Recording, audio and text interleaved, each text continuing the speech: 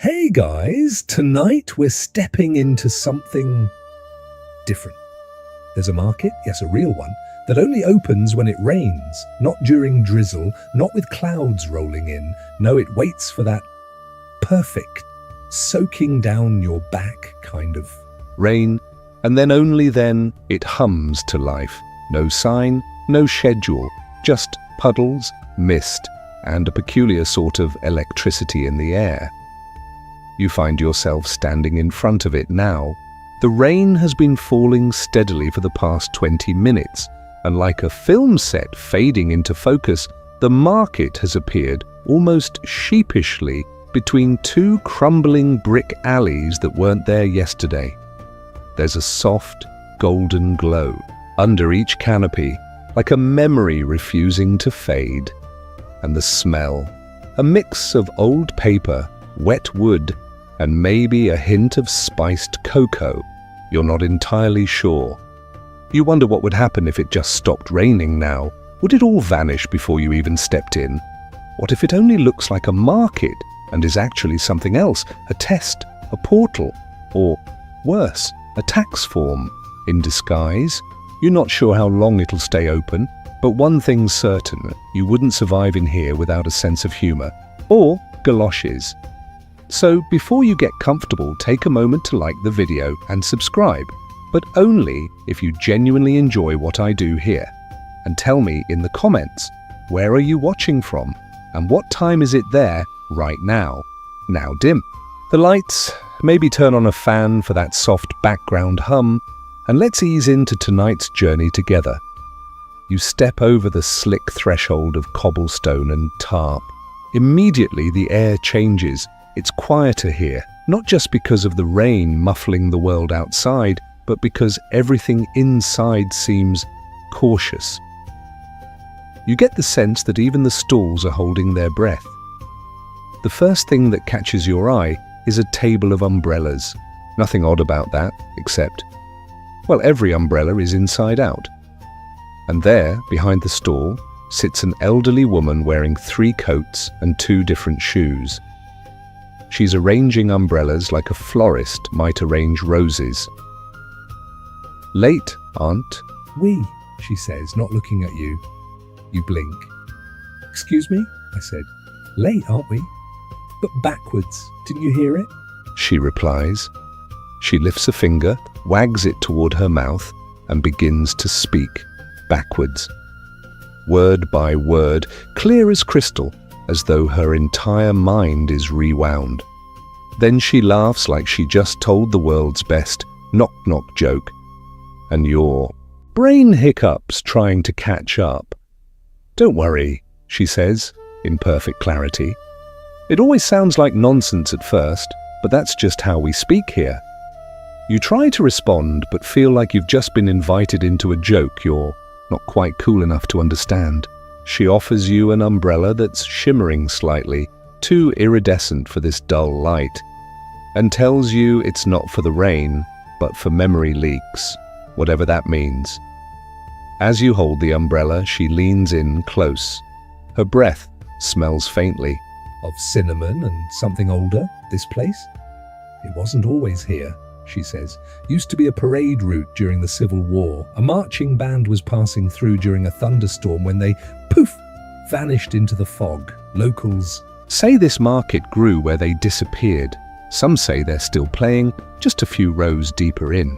You're still trying to decide if that's a metaphor, when she adds, almost absently, "Historians still argue about whether the 1864 Chattanooga Rain Parade ever really happened. Personally, I think the trumpets got lonely." Then she smiles, like she knows exactly where you've come from. "Keep going," she says. "Next stall sells bread that Napoleon never ate. Or maybe he did. Depends which timeline you believe in." You glance back at the street. It's fogging over. Whatever's out there is less important now. The only real direction is forward. You take a breath, grip your memory-proof umbrella tighter, and move deeper into the market. Rain taps on canvas above like fingers playing piano. A sense of unfolding stories hangs in the mist, waiting, watching, warm and slightly ridiculous, and you're already part of it. The path between stalls feels crooked, like a hallway in a dream, narrower than it should be, tilting just enough to make you question whether it's your balance or the bricks beneath your feet. But the rain stays steady, like a metronome ticking, behind each footstep, gently urging you onward. And then the smell hits you, warm, rich, buttery, like the kind of bread that makes your stomach growl even if you've just eaten. You follow the scent until you reach a car that looks like it rolled in from a different century. It's all dark iron, burnished wood, and curling smoke from a chimney that should not logically fit inside this market. But there it is. A hand reaches out holding a chunk of bread the size of your fist. You don't see who offers it, but the bread is warm in your palm and you don't think twice before taking a bite. It's strange. Delicious, yes, but there's something else, a taste you can't quite place. Something dusty and brave, like the flavor of a long journey made in leather boots. The man behind the cart appears as if summoned by your confusion. He's tall with a baker's apron and a face like an unmade bed, rumpled, tired, familiar in a way you can't explain. That there is Napoleon's fourth favorite loaf, he says without introduction. You raise an eyebrow. Fourth favorite? Indeed. The man had very specific taste. The top three were lost in the siege of Toulon. This one survived. Technically, sort of. Depends on how you define exist. He gestures to a sign above the cart that reads, "Try what the Emperor might." Have eaten if he'd made it to Cincinnati. You chew slower. He leans in, voice low. Legend says he had a secret stash of recipes from Egypt, some sort of flavor alchemy passed on by desert mystics. People talk about his battles, his ego, his hat. But nobody talks about how the man invented puff pastry time travel. You try not to choke, he chuckles. Relax. Probably just yeast hallucinations. Then he grows thoughtful, eyes scanning the rain outside the canopy like it might spell out a warning. Still, he murmurs, food has memory. There's a reason some meals haunt people. I once made a cinnamon tart so accurate to 1799 that a woman remembered an argument with her ancestor. You glance at the other loaves on display. Each has a little plaque. Baguette of forgotten treaties, focaccia della conquista, do not toast, pretzel, possibly Austro-Hungarian. This one just smells like 1832. You ask him if any of these were actually served to soldiers. He shrugs. Some were meant to be. Others are, what's the term? Historical approximations? Edible reenactments? Honestly, even historians can't agree. Some still debate whether Napoleon ever actually liked bread. There's a theory that he faked gluten tolerance for political appeal. You laugh, but he's dead serious. Anyway, he says, wrapping another loaf in old newspaper. You should take this one too. It's laced with memory crumbs, helps with dream clarity. But be careful. Sometimes you remember things that never happened. You hesitate. What kind of things? He pauses. Like a childhood birthday party you know didn't happen. Or a letter you wrote to someone who hasn't been born yet. You take the bread. As you leave the stall, the air seems thicker, like the past is clinging to you with flour-dusted fingers. The rain beyond the canopy grows louder, or maybe you're just more aware of it now. You glance at the loaf in your bag and wonder if you're carrying part of someone else's history. Someone coughs to your left, and you turn to see a figure in a trench coat unfolding a damp map, its corners flapping in the breeze that shouldn't exist indoors. The stall behind him is covered in parchment and scrolls, and something about it feels misplaced, like a nation that never made it onto the globe. The bread baker's last words echo behind you, almost teasing, "Next stop, the map stall." Careful, though, some places aren't meant to be found, and with that, the market curves again, funneling you deeper. The rain doesn't let up, neither does your curiosity. You drift toward the parchment-covered stall, where scrolls ripple in the soft wind like kelp underwater. There's no vendor in sight at first, just shelves, bins, and flat drawers labeled in tight handwriting, unconfirmed borders, territories of doubt and ongoing maybes. Then a voice calls from beneath the table. "Careful with new Baffinland. She's still drying. You freeze." From behind a curtain of hanging nautical charts emerges a man in a corduroy vest and one sock. His grey hair is tucked under a pith helmet, far too clean to be trustworthy. "Ah, a seeker," he says, peering at you like you've wandered into a doctoral thesis. "What do you think you're looking for?" "I don't know." "A map?" He cackles. "A map, they say, as if it's just a piece of paper." No. Maps are lies we agree on." He gestures to the display behind him. "This, my friend, is the collection of unmade geography, places imagined, erased, or accidentally believed into being." You peer closer at a map labeled the Republic of Candlefish. The coastline is suspiciously shaped like a sleeping otter. Candlefish was added to US naval charts in 1892 by mistake, he explains. Cartographers sneezed during a pen stroke, ended up lasting 6 decades until someone realized there was never any land between Oregon and Hawaii, just fog. You blink. He pulls out another scroll and unfurls it with dramatic flair. This one reads the Federal Department of Lost Counties 1927 draft. On it, dozens of shaded areas, counties that never officially existed but were used in tax records, war drafts, or voting booths. People got married, went to war, and paid rent in these non-counties, he says softly. And when the lines vanished, so did their paperwork. Do historians know this, you ask? "Oh, they argue about it," he grins. "Some say it's a bureaucratic mirage, others think..." It was a political trick. Me, I think places don't disappear unless we want them to. You feel an itch behind your eyes, like your brain is stretching to fit this new information. He offers you a folded square of paper. You open it and find a miniature map of the market itself, drawn in graphite, detailed to the last puddle. But there's something strange. The part you're standing in isn't on it.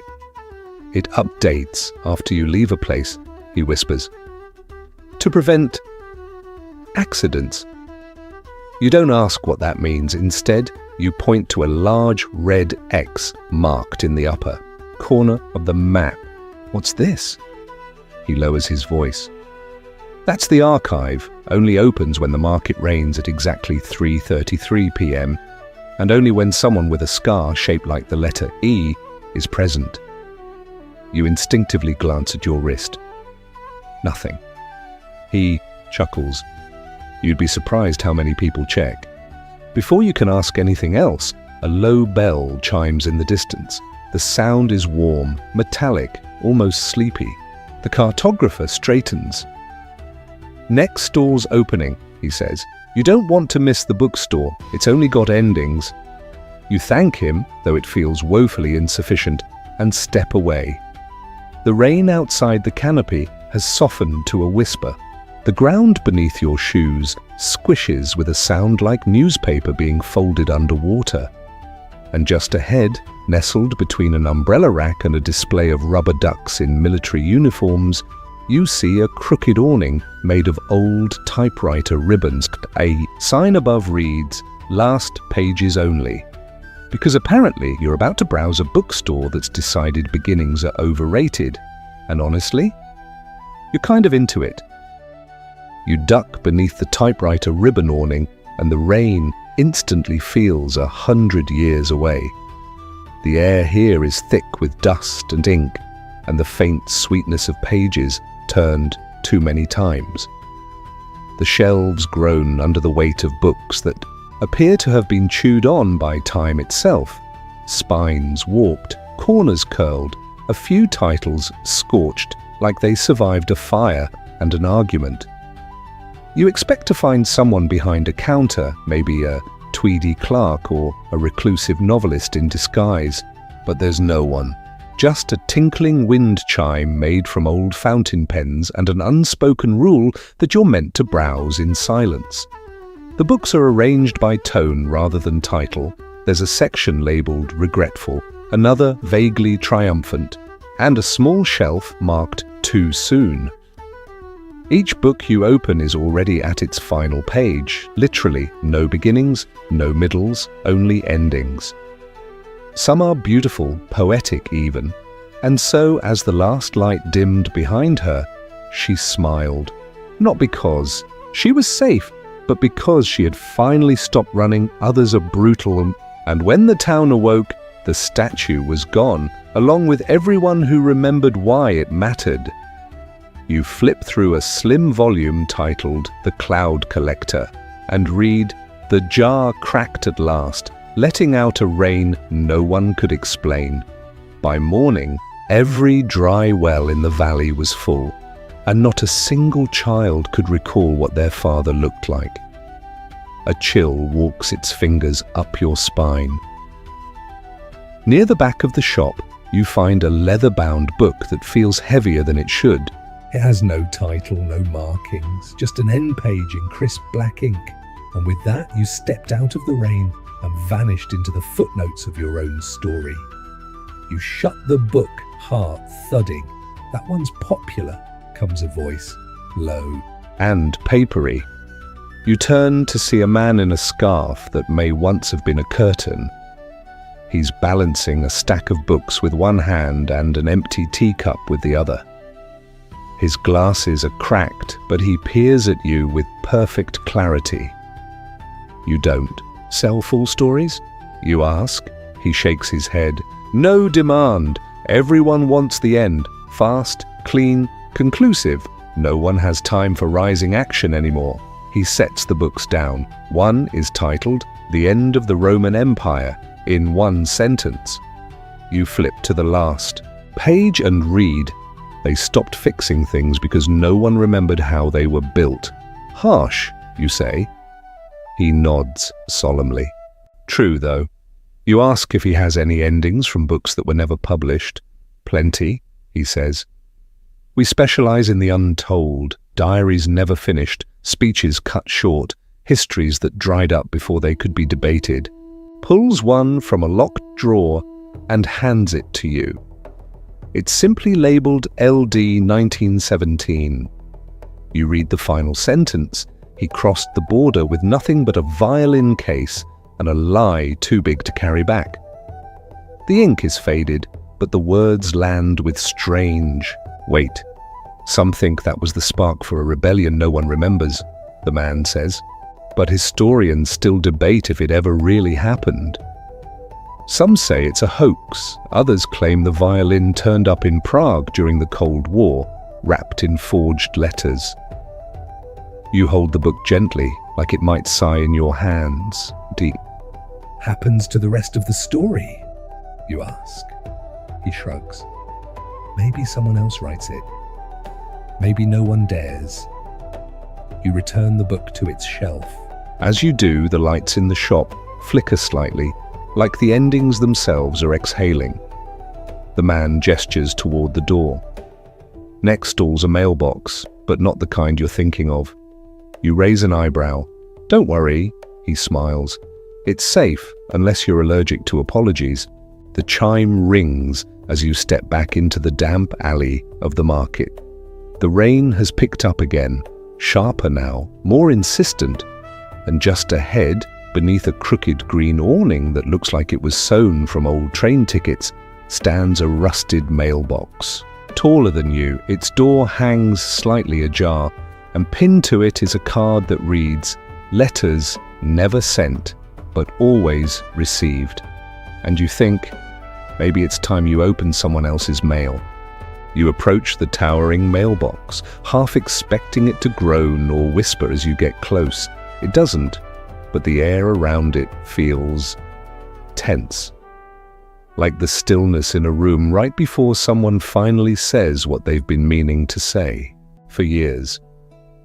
The box is labeled in neat brass lettering.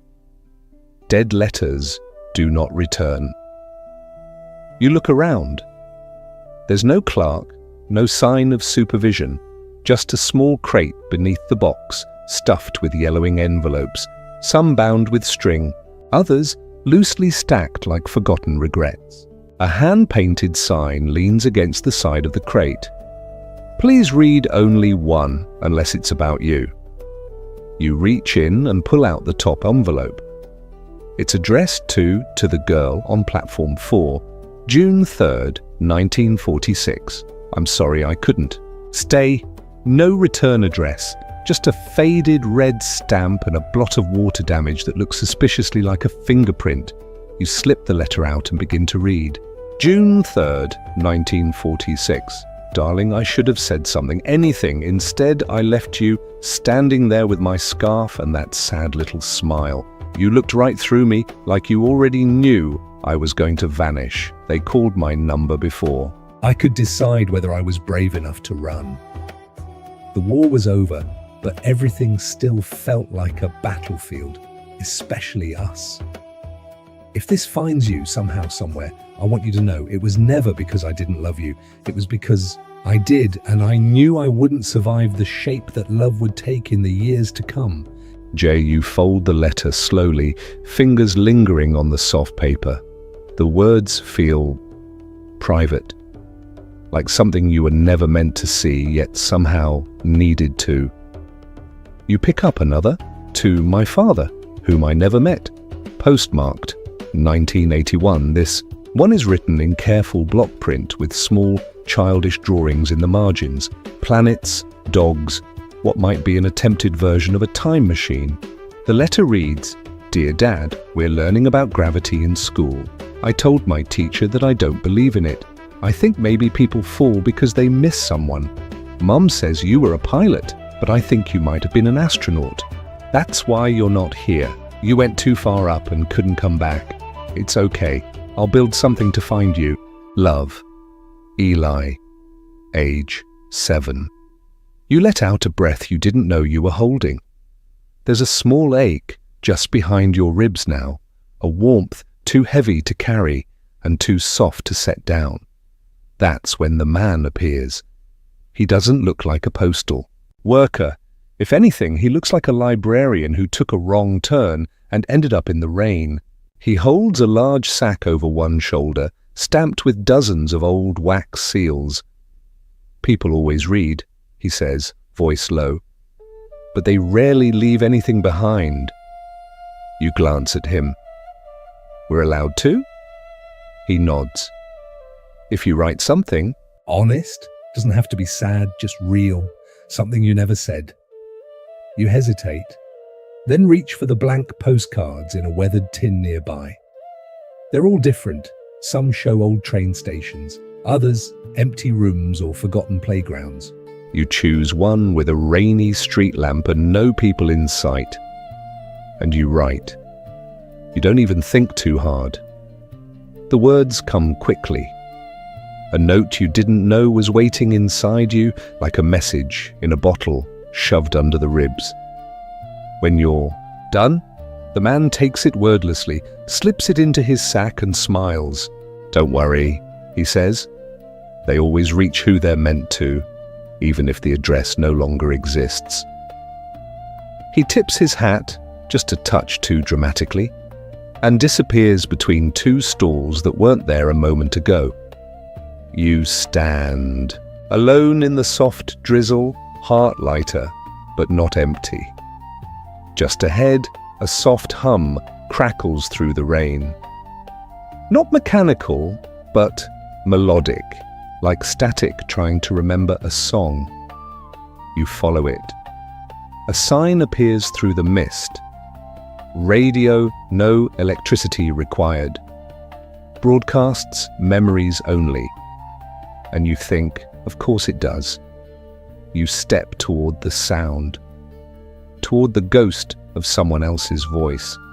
You find the radio stall tucked behind a curtain of warped antennae, some bent into perfect circles, others twisted like question marks. The entire place smells like ozone and velvet, with the faintest undertone of lemon polish, the kind used in grandparents' living rooms. There's a low hum, like the kind that buzzes behind your thoughts when you're just about to fall asleep. The radio itself is huge, an old cathedral-style model with brass knobs and a speaker grill shaped like a blooming flower. It's resting on a table draped in maps and cassette tapes labeled in pencil. Milo's 7th birthday, 1973. Flight delay, gate 4, 1999. Phone call never dialed. There's no one around, and yet the radio crackles to life the moment you step close. And so she waited, sitting beside the phone for 3 hours, 22 minutes, and the last hope she'd been willing to give. The voice is warm, old, familiar, like a grandfather telling bedtime stories over a campfire that no longer burns. You reach for the dial. It resists for a moment, then clicks, heavy with intent. The station changes. You walk past her apartment. Every Tuesday, even though she moved out in April, he just didn't update the habit. You try another. This time there's static first. Then music, a waltz, played on what sounds like a broken typewriter and a violin that once belonged to someone who forgot how to stop grieving. Then a voice, softer now. December 19th, 1945. Fog in the harbour. The boat never left. Neither did the secret. You step back, unsettled. The radio seems less like it's broadcasting to people, and more like it's remembering for them. A voice calls from behind a rack of tangled wires. Found one that knows you yet? You turn to see a man polishing vacuum tubes with a velvet cloth. He looks like he hasn't slept in years, but his eyes are alert, sharp, and oddly kind. They all sound real, you say. They are. Memories, not music, he nods. Picked up from places where emotion pooled so strong it left a frequency. Radios like this? They don't play the past. They echo it. He taps the side of the old machine affectionately. This one? Picked it up from a trench in northern France. Plays fragments of love letters disguised as troop orders. You raise an eyebrow. That actually happened? He chuckles. Historians argue about it. Some think it was code, others think the whole thing was a morale tactic. Personally, I think soldiers got tired of pretending bullets were more important than poems. You glance at the cassettes again. Each one, labelled so plainly yet carrying unimaginable weight. He sees your eyes linger. You can take one. If it plays for you, it's meant for you. You choose a tape labelled Elevator Confession. Chicago, 1986. It's short. Just a breath.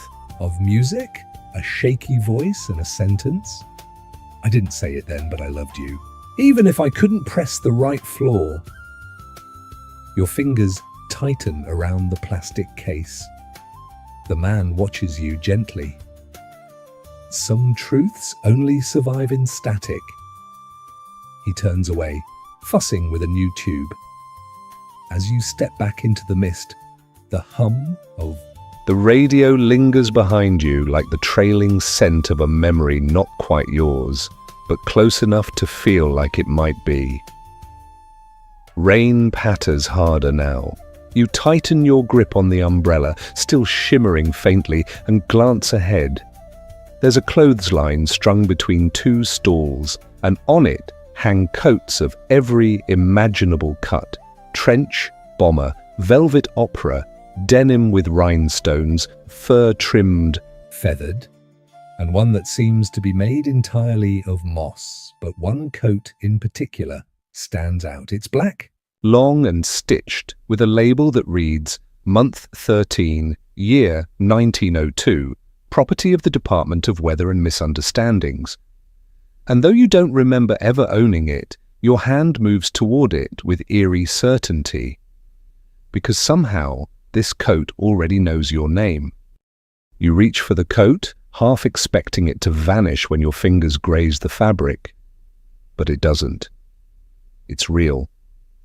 Heavy too, like it's holding something more than just warmth. The texture is strange, soft like velvet but stitched, with thread that shimmers faintly, as if woven from the reflection of a storm puddle at night. You pull it from the line, and the tag swings forward again. Month 13, Year 1902, property of the Department of Weather and Misunderstandings. You turn it over in your hands, then look up at the shop, if you can even call it that. No walls, no counter, just a circle of raincoats hung from hooks and swaying slightly in a wind that doesn't touch your skin. You slip the coat on. It fits. Of course it does. And that's when everything changes, not the market, not the rain.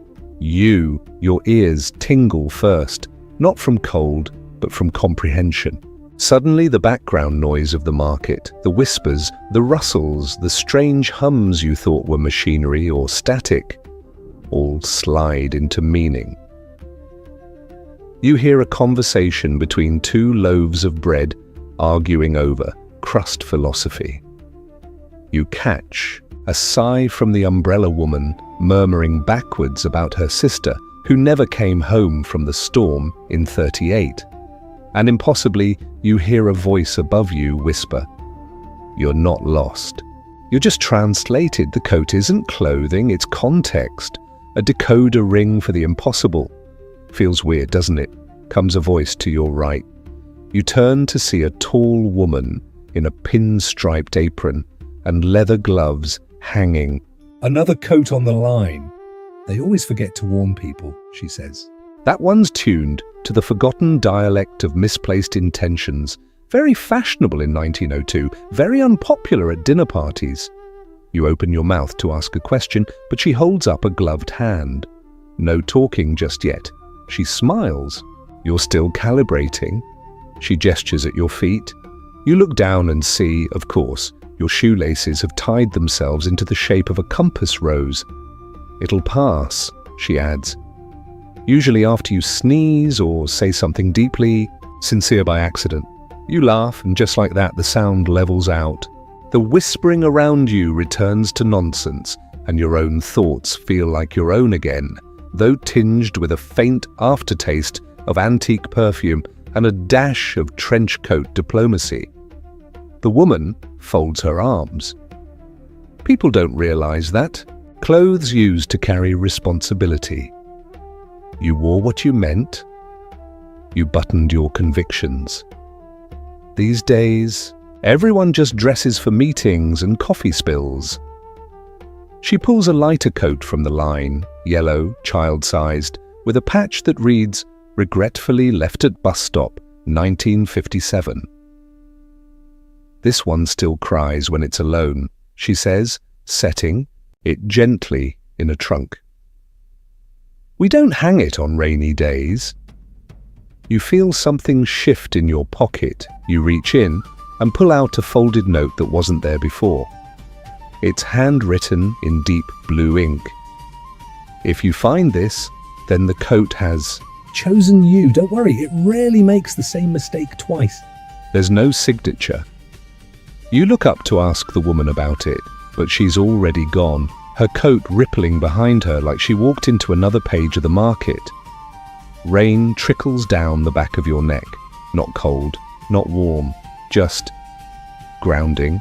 You adjust the coat and feel a tug at your thoughts, like a magnetic pull toward the far end of the aisle. There, behind a rack of bird cages and abandoned musical instruments, is a stall glowing with soft amber light. It smells like photo developer fluid and a little bit like lightning. A sign hangs crookedly above the tented entry. Memory processing, 1 hour or decades later. And through the flap, you see black and white photographs, some moving slightly, some refusing to stay still. And on one of them, you swear just for a moment you see your own silhouette standing beside someone you've never met, but maybe you will, or maybe you already have. You step through the tent flap, and the light dims instantly. Not in a threatening way, but in that soft, amber kind of hush that settles over a photo darkroom or the final minutes of sunset on a quiet lake. Everything smells like fixer and fog. The walls are strung with photos on wire lines, hundreds of them, maybe thousands, fluttering slightly though there's no breeze. Most are black and white, some sepia. A few are tinted with that eerie, too bright color that only existed in the 1960s when cameras had ambition but no subtlety. You approach the nearest image. It shows two boys at the edge of a pond, one holding a bicycle wheel, the other holding a sparkler that's clearly lit, despite the fact that the pond is frozen solid. Beneath the photo is a brass tag, February the 2nd, 1941, still deciding. If it was worth the walk. A voice behind you hums like a slide projector, warming up. She kept that one in her purse until she died. You turn and find a man wearing photo gloves and a welder's apron, leaning over a tray of solution. He's dipping a photo into the liquid like it's sacred, then slowly lifting it into the glow of an overhead bulb. The image develops right before your eyes. At first, it's just shadows and grain. Then, a girl sitting on the roof of a shed. Reading a letter. There's a cat on her lap and a string of paper cranes above her. You blink. The scene feels familiar. Recognize it? He asks. I think so. He nods without surprise. It happens. Photos here don't just show what was, they show what you might have remembered differently. He gestures to the lines of pictures overhead. Every photo here? Taken by someone's memory. Not a camera. This one? He plucks a Polaroid from a rotating rack. Captured during a dream someone had about a conversation they meant to have with their mother. Never had it. But the memory stuck anyway. He holds it up. It shows 2 cups of tea side by side, both steaming. One has lipstick on the rim. The other is completely still, like it hasn't been sipped. You find yourself whispering, "That's beautiful." He shrugs. Memory often is, even when it's lying. As you wander deeper, you notice a small partition in the back. Above, the curtain is a painted sign, "Personal Development Room." Curiosity wins. Inside is a simple photo booth, coin slot, red curtain, vinyl seat, nothing special, except for the scrawled chalkboard beside it that reads, "Insert a memory. Get back the version you never told anyone." You pause, then, almost without thinking, you reach into your coat pocket again and pull out that same folded note. But this time, it's changed. There's a new line beneath the old handwriting. Sometimes we don't forget. We just misfile. You step into the booth. Sit. The curtain closes. The light above the lens pulses. Once. Twice. Then a quiet voice from the machine speaks. "Tell us the memory you never say out loud." You hesitate. Then you speak. Not the story you tell. Friends, not the cleaned-up version. You tell it messy, quiet, honest, like exhaling a truth you didn't know was choking you. The machine hums, then spits out a strip of photos. You stare at them. The first image is you, clearly you but younger. Eyebrows raised, holding something glowing in your palm. The second is of someone you loved and forgot how to describe. The third is blank. The fourth shows the market, but it's empty. No stalls, no people, just wet cobblestone and an umbrella sitting. Closed in the middle of it all, you blink, and the image fades like fog against glass. You step out of the booth. The developer is watching you from across the tent. He nods knowingly, doesn't speak, just lifts one finger and points to the flap leading back to the market. Next stall's waiting, he finally says. You'll know it by the sound of paper breathing. You follow the direction of his finger. The rain has slowed into a mist, the kind that hovers more than falls. And sure enough, somewhere up ahead, beneath an arch of flickering lanterns, you hear it. That soft, dry flutter. Pages moving, not turned, just inhaling. And something tells you that these pages aren't blank, they're unfinished, waiting for someone like you to finish them wrong, or right, but only if you're brave enough to read the last word first. The sound grows clearer as you approach, like a slow exhale through parchment lungs.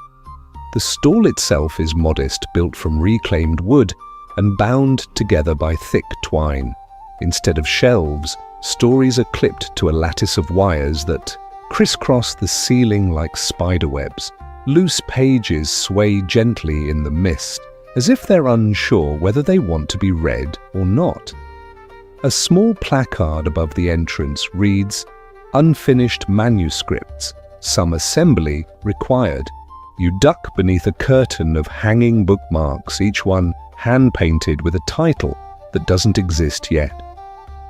The Man Who Refused to Blink. Chapter 7 was a lie. Her garden grew apologies. Inside, everything smells like pencil lead, tea leaves, and a touch of ancient regret. A few mismatched chairs surround a reading table covered in scraps, paragraphs, half-dialogues, sketched character arcs with coffee stains, and furious edits in red pen. You pick up a page, it's typed on an old Smith Corona ribbon, and reads, "Oh, and when she opened the door, she didn't find her brother. She found herself, but written differently. Older, braver, more tired." She stepped back and shut the door gently because this version wasn't ready yet. Another scrap lies beside it, penned in shaky cursive. The king never returned, not because he lost, but because he forgot why he left in the first place. You look around, half expecting an eccentric editor or a ghost with an ink-stained vest. Instead, a man appears from behind a stack of unfinished outlines. He's holding a fountain pen like a conductor's baton. His vest has too many pockets, and his eyes look like they've read every ending and still aren't convinced any of them stuck. He nods to you. Pick one. One what? You ask. Unfinished story. Take it, complete it, or don't. Some stories only want to be held for a moment. You sift through the pile and find one that calls to you. Just 3 sentences she never remembered, packing the suitcase. But there it was, full of postcards she never wrote, all addressed to places that don't exist. You feel something tighten in your chest. The man watches your face. "That one's sticky," he says. "Sticks to the ribs like old grief." You ask if these are real. He smiles gently. They're moments that got tired of waiting for a plot. Historical or not? Depends who finishes them. There's still debate about whether Queen Victoria actually kept a diary where she described her dreams about cities that were never built. Some say fiction, others say prophecy. You ask if anyone ever finishes the stories. Sometimes, he shrugs. Sometimes they finish you. A soft wind rustles the pages overhead. One flutters down and lands by your feet. You pick it up. It's handwritten in tight script.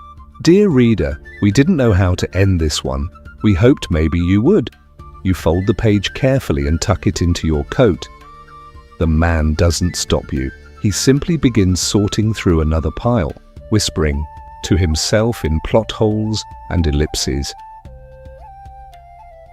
As you leave the stall, the fog presses in a little closer, like a curtain being drawn before intermission. The market is quieter now, like it's listening to its own heartbeat, or maybe yours. Ahead, there's a narrow alley you hadn't noticed before, where the stalls give way to stone steps descending into a dim corridor lit by gaslight. No signs, no smells, just a feeling. You step forward. Your foot taps something hard. It's a coin. But not any coin you've seen before. It's stamped with the words, "Department of Gratitude." Weight may vary. As you pick it up, a woman passing by catches your eye. She's wearing a shawl made of faded receipts and ticket stubs. She nods toward the steps. "They'll weigh you next," she says softly, "but not how you think." And just like that, she's gone. You glance back at the coin, then at the dark stairwell ahead. Somewhere below, something is waiting to tell you exactly how much of yourself you've carried, knowingly or not. And you start to wonder, what happens when a scale doesn't measure your mass, but your meaning? The stone steps curve gently downward, like a spiral cut from time itself. You descend slowly, your shoes echoing with a kind of hesitant rhythm. Each step feels observed, not judged exactly, but counted. The coin in your pocket has grown heavier, or maybe you're just starting to understand what it's made of. At the bottom, there's a small alcove carved into the stone. A single lamp glows warmly above a doorway framed in ivy and tarnished brass. On the door is a plaque. The Gratitude. Scale, exact, change only. You hesitate before pushing it open. The room inside is small and round, like the inside of an observatory. But instead of stars, the ceiling is covered in handwritten notes, each pinned carefully with copper tacks. A few float slightly, like they're undecided about staying. At the center of the room sits a large, old-fashioned scale, the kind you'd expect to see weighing sacks of flour or priceless gemstones. Its base is carved with vines, little birds, and something that might be a weeping fox. Behind it stands a figure, not tall, not short, wearing a patchwork suit made of old thank you letters, faded grocery lists, and scribbled song lyrics. Their face is gentle, ageless. "You brought something?" they ask, their voice soft as a library at dusk. You nod and place the coin on the scale. At first, nothing happens. Then the left plate, where your coin rests, sinks low, as if you'd placed a memory too dense to lift. The figure watches quietly. "This is heavier than most," they murmur. "You've carried a lot of unspoken gratitude," you frown. "But I've said thank you plenty. Out loud maybe, but not always to yourself, or for the right things." They pull a thin card from the wall and hand it to you. It reads, "Thank you for surviving things you never named. Thank you for being kind even when you didn't want to be. Thank you for still noticing small joys even when no one else is looking." You feel a lump rise in your throat. The figure offers no sermon, just a slight tilt of the head. "Most people don't come here on purpose," they say. "They stumble in when they're ready." You nod slowly, eyes scanning the notes on the ceiling. Some are written in crayon, others in shaky cursive. One simply says, "Thanks for the sandwich. You never knew I was starving." Another, "Thanks for forgiving me before I apologized." The weight of the room is not oppressive, it's tender. like the pressure of a hand you forgot was holding yours. You turn to leave, but the figure stops you gently. You can take your coin, they say, but it's been weighed. Exactly, they smile. Now it won't burden. It will remind. You pocket it again, lighter now somehow, then step back out into the mist. The market feels different, brighter, no, clearer. As if you've been walking through fog, and now the edges of things are beginning to sharpen. Not because the fog is lifting, but because you are learning to see through it. Up ahead, a familiar smell catches your nose. Coffee? Cinnamon? A bit of both? You follow it to a stall with no sign, only a velvet curtain pulled halfway aside. Inside, there's nothing but a single table and a set of stairs leading down beneath it. A woman waits beside the opening. She's wearing a brooch shaped like a compass, and her expression is equal parts patience and mischief. This part of the market, she says, it's below the surface. Most people don't notice it. You ask what's down there. She grins. A room that knows what you've forgotten. And you realize you're not just wandering anymore, you're remembering your way forward. You glance at the stairs beneath the velvet draped table. They don't look particularly special. Wooden, well-worn, a little creaky. But as you descend, the temperature changes. The air thickens, not unpleasantly, but like walking into a room that hasn't been disturbed in years.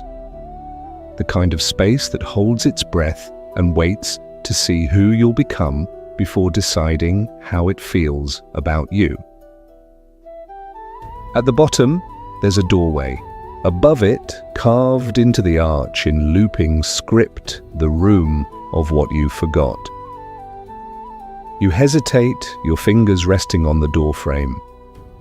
You try to imagine what you've forgotten. Nothing comes to mind because of course it doesn't. That's how forgetting works. Then the door opens. No handle, no lock. It just decides to let you in. Inside, the room is silent. Not quiet, silent. The kind of silence that makes your ears strain, wondering if you're still real. It's round, dimly lit, and lined floor to ceiling with drawers. Hundreds of them. Each with a brass label and a small keyhole.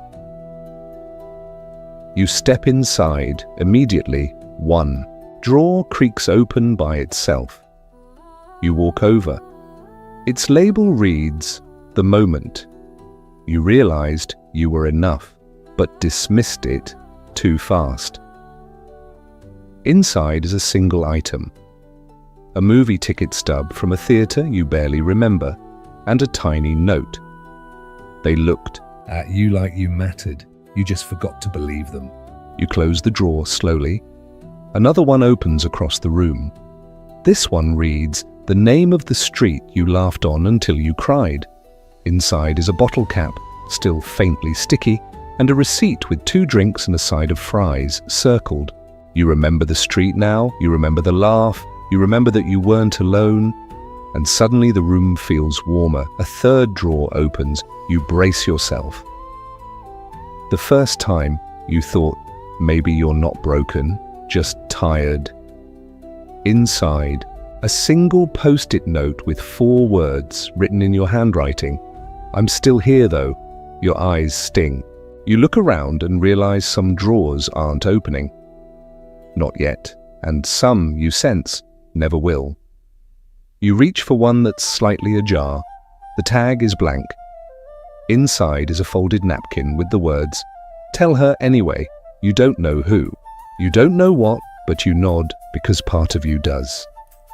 As you stand there, the silence shifts, not broken, just enriched. You hear a low sound like breath under floorboards or a sigh inside a memory. Then a door you hadn't noticed opens at the far end of the chamber. Beyond it, a staircase curling upward. Each step lit by the soft glow of lanterns made from old bicycle reflectors and typewriter keys. You climb, slower now. Heavier, not in burden, but in awareness. At the top, the air is fresh again. Rain touched, a little cleaner. The market is still there, but quieter, thinned out. The stalls have spaced themselves wider. Fewer voices, fewer shoppers, as if you're closer to the core now. To something the market doesn't show just anyone. Ahead, you see an empty stall. No signs, no items, just a chair, a small table, a folded map, and a man sipping tea from a chipped mug that reads, "Ask me what you forgot to want." You approach, slower than before. More careful with your steps. You feel the coat shift gently around your shoulders, like it's watching too. The man looks up. He nods at the chair opposite him. "Well," he says, "you made it this far. Now, what were you hoping not to find?" You sit. The chair creaks like it remembers someone heavier than you, someone with regrets larger than yours perhaps, but it doesn't complain. Across the table, the man refills his mug from a steel thermos and slides it towards you. You glance inside. It's not tea, it's warmth itself. Liquid comfort. The kind of drink that doesn't have a name, but knows exactly how tired your heart is. He waits, then asks again, quieter this time. "So, what were you hoping not to find?" You try to answer, but the words snag in your throat like burrs. So, instead, you pick up the folded map on the table. It's blank. He smiles. Of course it is. You haven't finished deciding where you're going. He pulls out a pencil and hands it to you. Draw it. Not the geography, just the desire. You frown, but your hand moves anyway. Slowly. First a circle, then a small figure, then a doorway, then another figure. No labels, just shapes. You stop. He leans forward, glancing at your sketch. He nods. You drew returning. Most people do. They think they're searching for something new, but often they're just hoping to be allowed back into something they left behind. You glance. Up, he adds. Some return to people, others to promises, and a few to the versions of themselves they never gave enough time to grow. He sips from his own cup, sighs thoughtfully. I once met someone here who came looking for a letter they never sent. Ended up realizing they didn't want to send it. They just wanted permission not to regret it. You smile, tired. Do people find what they need here? Sometimes, he shrugs. Sometimes they find what they deserve. Sometimes they find what's ready to be found. He reaches under the table and pulls out a small wooden box. It's labeled Requested, then buried. He slides it to you. Open it. Inside is a single item, a key. Old, rusted, heart-shaped handle. You turn it over in your palm. It's warm. You ask, "What does it open?" He smiles. That's the fun part. It only works on doors you lock. Yourself. You sit with that. He continues, softer now. We all have them. Rooms we slammed shut when things hurt too much. Closets of dreams we outgrew too soon. Drawers labeled later. He gestures at your coat pocket. Reach in. You do, and you pull out a folded page, not a map, not a photo, a piece of a journal, your handwriting, clearly. The top reads things I said I'd never do again that I secretly miss. The list has one item on it, hope too loudly. You swallow. The man places both hands on the table. No more riddles now, just a kind face in a market made of memory and rain. You're almost at the center, he says. But be careful, the market doesn't just reveal, it reflects. He nods toward a narrow passage now forming behind you. Stone arch. Lanterns. A curtain of rain that doesn't fall. It rises. You stand. As you do, the man whispers. The next stall isn't one you visit. It's one that opens if it thinks you'll stay. You turn back to ask what that means, but he's gone. The stall is empty again. No table, no chair. Just your cup of comfort, still steaming, untouched. You step through the rising rain. It kisses your arms gently, like memory forgiving. Itself and ahead. A quiet corridor lined with hundreds of empty picture frames, each one waiting for a moment to become worth remembering. And one, at the very end, that already holds your face, smiling, unaware, standing in the rain, holding something you're just about to lose. You walk slowly past the frames. Some are gilded, others chipped, all empty, except for the one at the end. And there you are, frozen in time. A younger version of yourself standing in the rain, head tilted, smiling. Not the smile you use for photos or politeness, but that rare, reflexive kind of smile. The one that escapes before your brain can ask if it's allowed. You're holding something in the image. A paper bag. You lean in. It's plain, damp, fragile looking. But the version of you in the frame is holding it with care, like it contains a life, or at least a reason to try again tomorrow. Below the frame is a tiny plaque. It reads, "The thing you carried when you still believed it could work." You step back. The image fades. Not dramatically, just gently.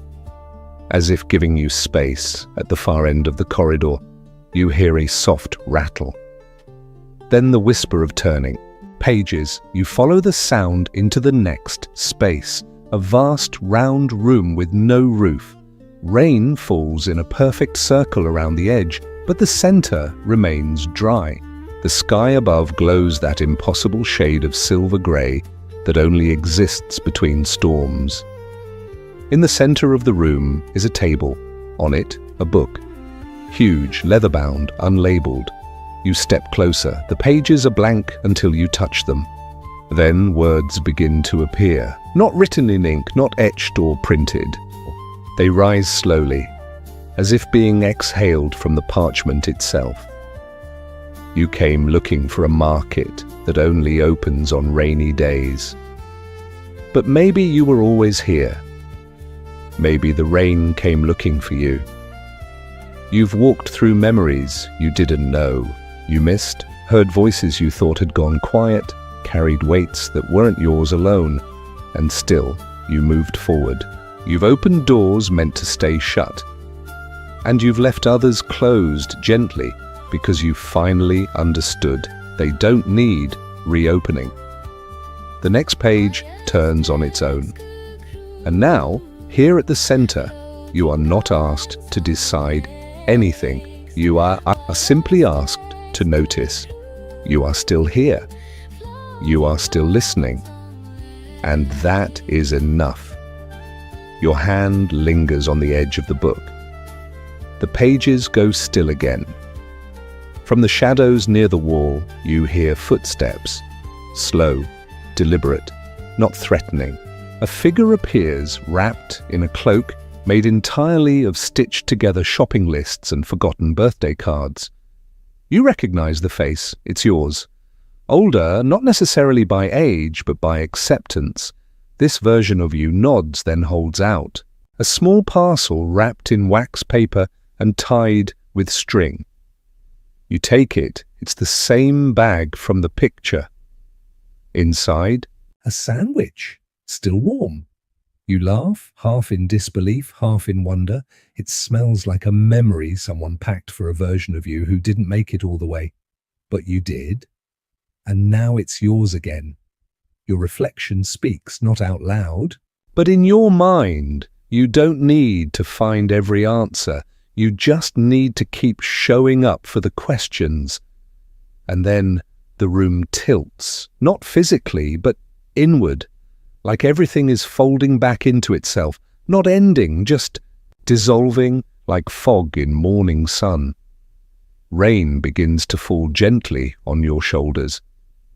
This time, you don't mind. Somewhere in the distance, the market breathes and then exhales. You look down the hallway you came from, only it's gone. There's no going back, but that's not a threat, it's a promise. Because somewhere out there, past the frames and coats and letters and radios and weightless scales, there's a world that didn't change. You did. And as you take your first step out, into that rain, the market fades behind you, not erased, not forgotten, just waiting. For the next time, you're ready to remember. The rain meets your skin like silk, soft, deliberate, knowing. Not the kind that rushes or scolds. This is the rain of a place that understands patience, that waits for your thoughts to settle before it speaks again. You walk forward. There is no path, but your feet know where to go. The world around you is quieter now. The sounds of the market, its chatter, its peculiar music, its rustling truths have folded themselves away like a closing book. The only thing ahead is a canopy. Made of patched-together awnings and calendar pages, it shimmers with droplets that refuse to fall. Beneath it, a single stall. It's different than the others. There are no shelves, no wares, just a black velvet tablecloth stretched across an old wooden frame and a cluster of objects arranged as if they've been waiting for years. A jar of marbles, a cracked wristwatch with no hands, a toy piano with only one working key, and a small notebook titled "For When You Were Almost Someone Else." You hesitate before picking it up, but something in your chest whispers, "Go on." The pages are filled, not with your handwriting, but someone else's. Someone who almost became you. Each entry begins the same way. I nearly became... You flip through. I nearly became someone who never forgave their father.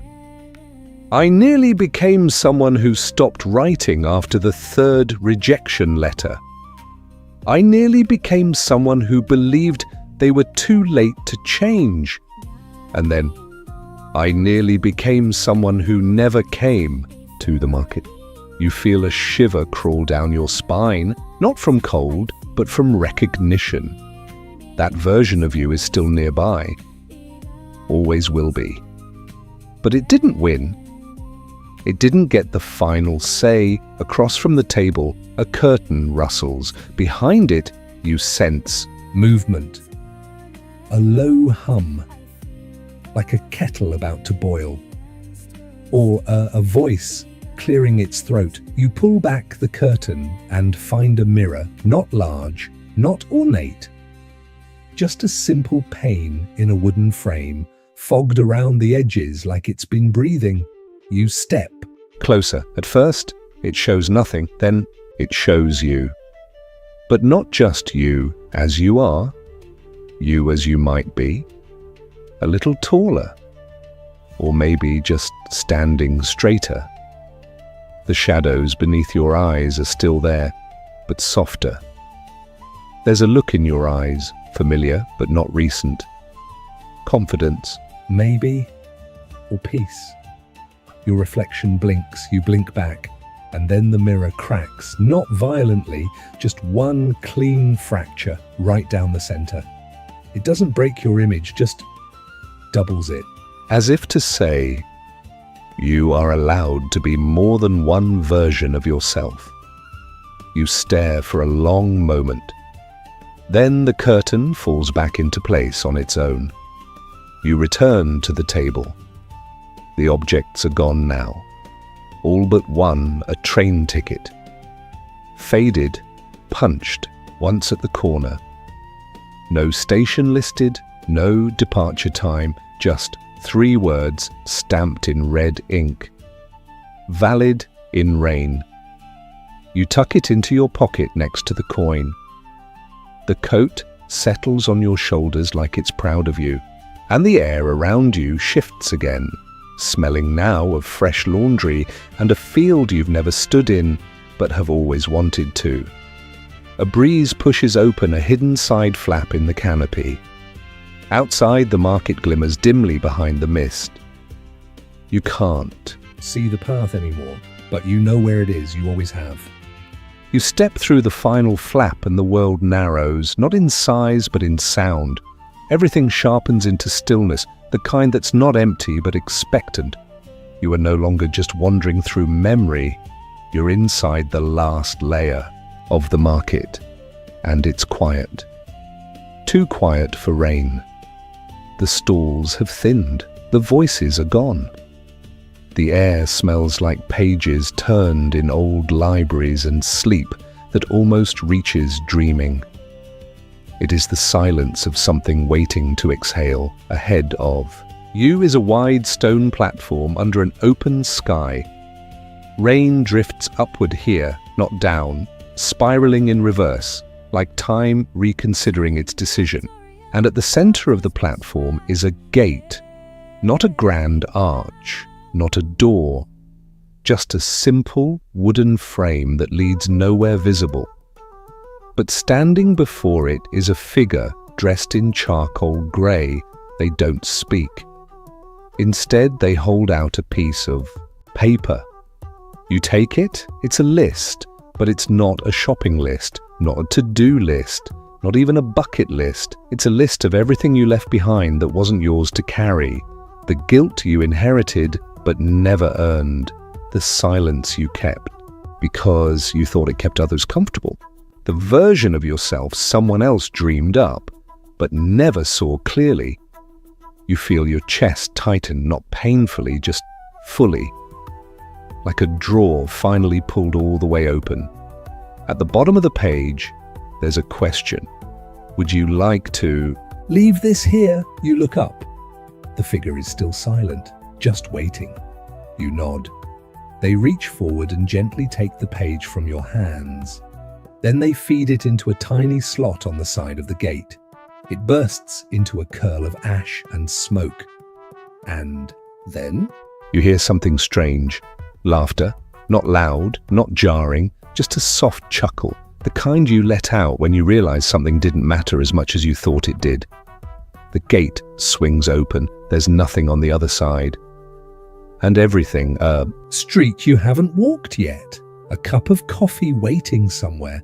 A name you haven't remembered. A breath you haven't taken. A sunrise that hasn't missed you. The market won't come with you. But it doesn't have to. Because it never was a place. It was a process. A permission slip. A rain-soaked reminder. You take a step forward and feel nothing under your foot. for a moment. Just air, then ground, then breath, then self. And as you cross through the gate, the coat vanishes from your shoulders, but the warmth stays. So does the coin, and somewhere deep in your pocket, you feel the paper bag with the sandwich. Inside, still warm, still waiting. Still enough. The rain continues behind you. You don't look back, because now you finally know how to walk forward. Not as someone searching for the market, but as someone who has been changed by it forever. Now slow your breath. Let your thoughts Drift. Let the memory of rain soften into nothing. You are no longer walking. You are resting. The market will wait. It always does. Even when the sky is clear, even when you forget you ever found it, especially then. So let the mist rise. Let the doors close and listen very closely to the quiet. Let your heartbeat slow. Let the warmth find you again.